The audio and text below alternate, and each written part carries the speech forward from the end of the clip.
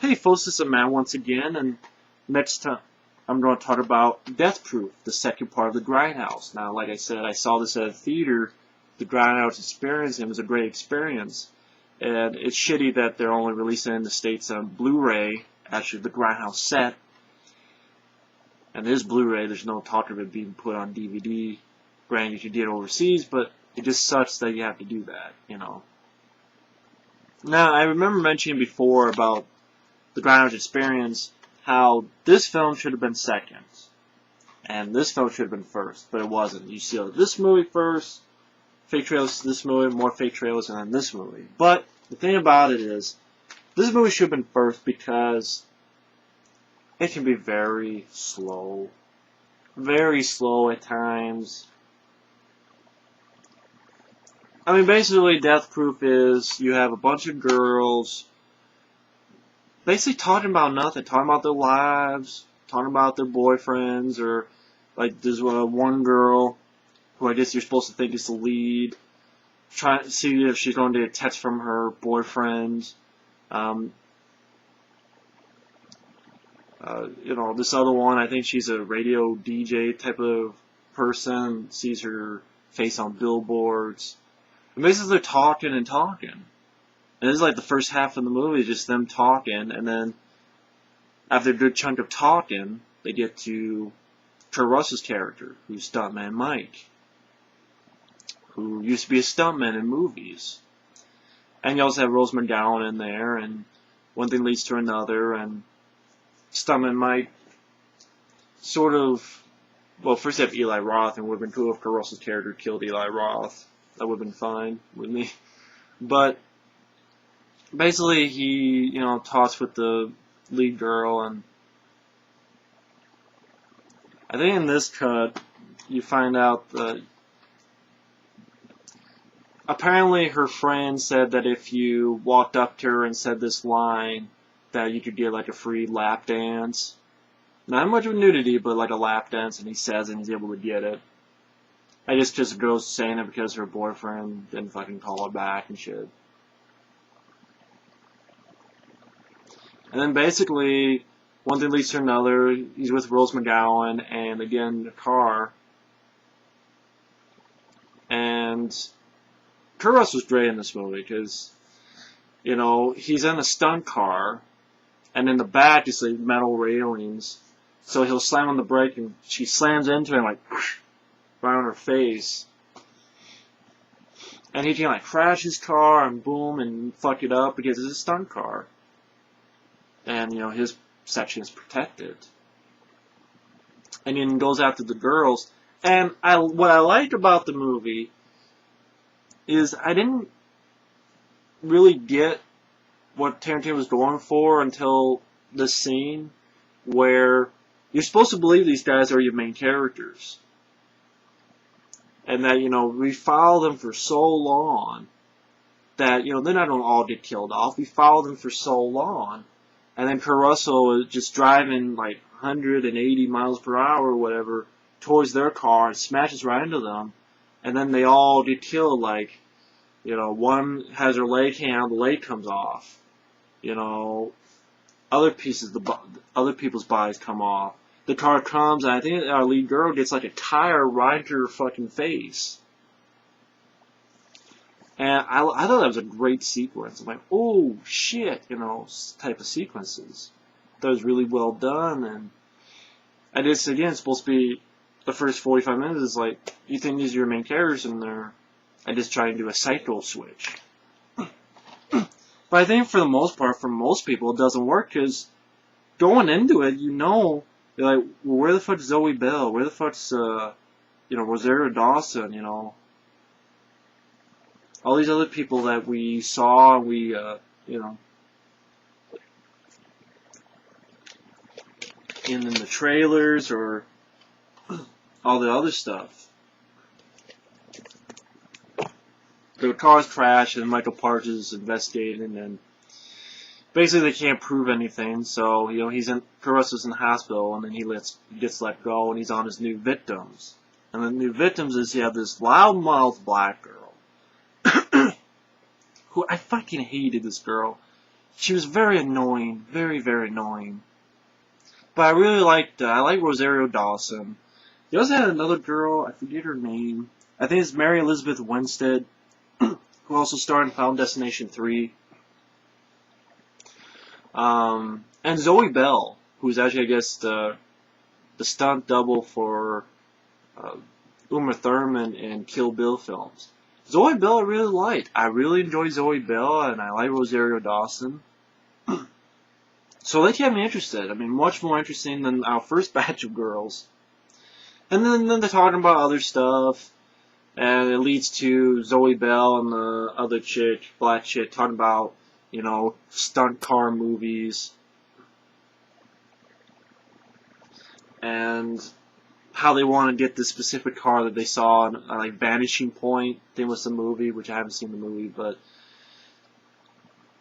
like, I know where we can I find this car, and they go off in the detour to get this car, and they leave Mary Elizabeth Winstead behind, which is actually kind of cruel, because this guy, like, they're telling her that she was in a porno to this obviously demented individual, and they leave her all alone. So, for all they know, they're having their kicks on Highway 66, and this girl's getting her ass raped. Or pussy raped, or both raped. Both at the same time. You know, you never know. It's not, they don't know the guy. They met him for, what, 5 minutes? And the guy, obviously, he could be demented. And says that she was in a porno. She could be fucking raped. He could call his buddies and be like, and then they answer back, oh, that'll be like their code, and they come and Mary Elizabeth Winstead's found dead in a ditch somewhere with a tree branch up her ass. And you never see her again, so you know, maybe that did happen. But I always thought it was kind of strange. I know it's supposed to be funny, but it's like, you think about it, wait a minute, you know.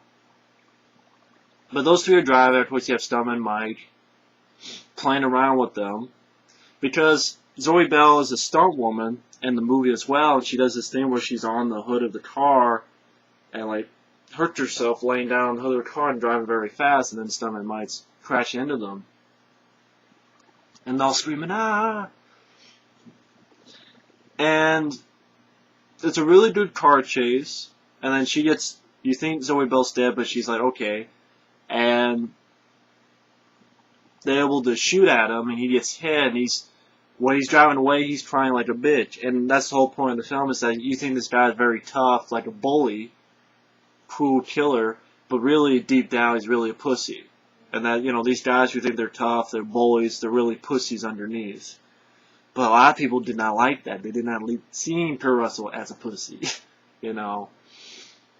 But I didn't mind it. I thought that was kind of a cool, different take on it. I thought, wow, that was kind of neat. Kind of funny. And then basically they're really, again, a really solid, excellent car chase against Stum and Mike, where they're chasing him down now. The only thing that hurts it is, again, that black chick was fucking annoying. Not because she's black, for those certain assholes wondering out there. It's because all she keeps saying, I'm gonna tap that ass. Tap that ass. I'm gonna tap your ass good. They're gonna tap your ass. It's like, shut the fuck up. You know? Please shut the fuck up before I do this. Right down your throat. Please shut the fuck up about tapping ass. Tap your own ass so that you can get out of your system and shut the fuck up.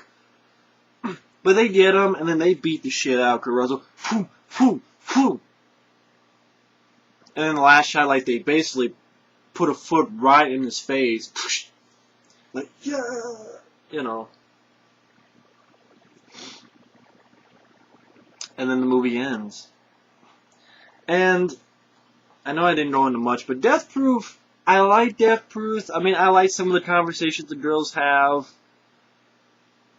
But it's just, he has a tendency to do that. Like, Inglourious Basterds was too much for me. That's why I hate that movie, Inglourious Basterds. It was too much. I mean, the whole half hour of these two people talking, a Nazi and a farmer, and basically you know what's going to happen. Nazis don't say, you have people hiding here, and then they don't kill them. And the rest of the movie does not save it. The actors do not save it. This film, at least, the first half, I think, that's why I think this should have been first. The first half of the film, people don't be like, man, what the fuck, man, this is boring. This is way too long of a first half. It's way too talky in the first half of the film. But, I mean, it didn't bother me too much. Like, some of them were interesting, and then Kurt Russell getting in the picture. It was great to see Kurt Russell. Kurt Russell does an excellent job. And Glorious Bastards did not have Kurt Russell. If Kurt Russell starred in Glorious Bastards, that'd be a different matter.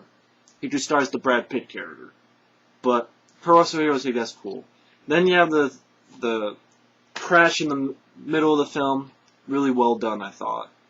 Then we're introduced to characters that I like more. Granted, you have an annoying chick who wouldn't shut the fuck up, but I said, fuck her.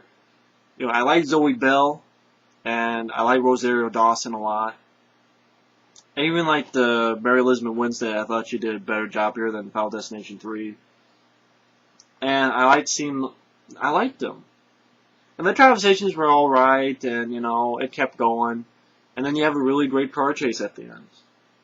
But that's what I mean, like, you should do, okay, you have a slow build for this Grindhouse experience, but then, boom, you end with this great car chase, then you get some trailers, then you're filled with the grand finale of just a adrenaline pumping movie. And then you leave in the theater with adrenaline, energized, pumped. You leave in the theater pumped. But when you're watching this movie, I don't think you leave the theater as pumped. I mean, it has a good car chase at the end, but it doesn't have much action and stuff. So, I mean, Death Proof, I think, has a case of it's a little too long, a little too talky. So I don't think it's as good as Planet Terror. But granted, some of the conversations I thought were interesting.